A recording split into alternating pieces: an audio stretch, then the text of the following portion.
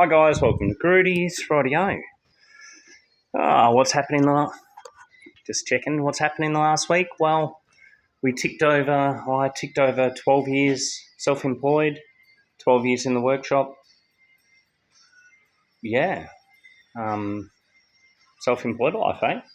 So it's not always roses and cherries. You're always kind of always on the hustle to some point. So for me, I enjoy it. It's a way of life. It's a whole different way of being. So let's show you. I'll touch back on that. I'm happy to give advice to people, even though I'm not in a position a lot of people would want to be in. They'd want to be a lot further down the line than this. When people are having a bad time with their businesses, I'm always happy to help them and to encourage them to keep going. So if you're one of those people that needs some encouragement, that, somebody that knows me, I'm always happy to help and encourage where I can. But at the end of the day, there's so much self-help shit out there that's all aimed at a life you probably don't want. So be very, very careful from what you actually get your mental help from.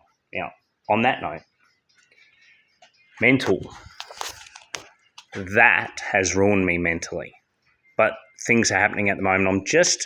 I've made a mess, right? And I made a big mess because I'm a true believer that if you want to clean a mess, you need to make a mess. You need to reorganize. So I've got this huge mess here and I've changed the shelving and I cut one section out and I turn the shelving around. Then that way I can put just what I need there. And I've got some big boxes I've got to put in here very soon. Now, we have this one. Beige. Anyone that knows me knows I love beige with a brown interior. Perfect. It's just a timeless classic on a chrome bar car. Right, now let's get into something. I want to share something with you. So the car's had a lot of work done. It's had a lot of paint work done, but it's still not correct. People have got to realise that when you build a car, this tank is absolutely rusted shit. I've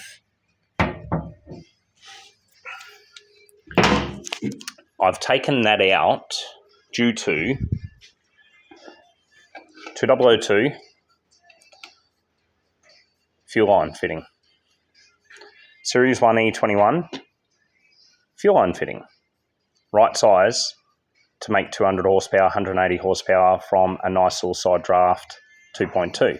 Now I can hook, this is just level sensor, which is the same height, or relatively anyway. This is actually a little bit lower. So this will give me a little bit more shit catching on the bottom of the tank before it'll suck into it. This one, level sense earth. One of them's earth, one's level sense, and the other one is low fuel light. So I will need to run this because I've tried to modify these before and I ruined 2021. So I ran an E21 with an inserted pickup in there on the last one and that worked. This time I'm going to run a Series 1 E21. Now, I pulled this out to do this and now I will contact the owner and tell him that the fuel tank needs to come out for a chemical clean because I will not run $10,000 or $12,000 M10 on that disgusting tank. I'm a little next level in some aspects where I will only run what I believe I can warranty. So a dirty fuel system. So with a 2002, I put a complete aluminium fuel line in, run it from front to back through the car.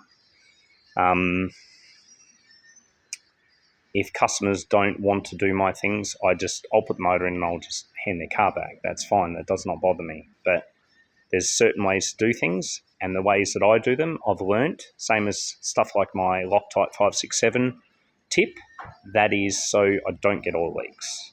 So the stuff that I know is longevity and reliability in mind. So that's what I do. I build cars that don't come apart all the time. And that's what I've learnt. So yeah. So now, next step, keep cleaning, let the customer know, tell him what's got to happen, and I need to start painting under this one very, very soon. So it's got to be wire buffed. I have to put some proper seat bolt sections in, some nuts. So I'll have to go get some of them, and then they'll get Sikaflexed on and a bolt put through so they can dry, and they'll stay on. They'll be nice and neat because this car has to go through Regency. So I need to get all underneath done, get it all sorted.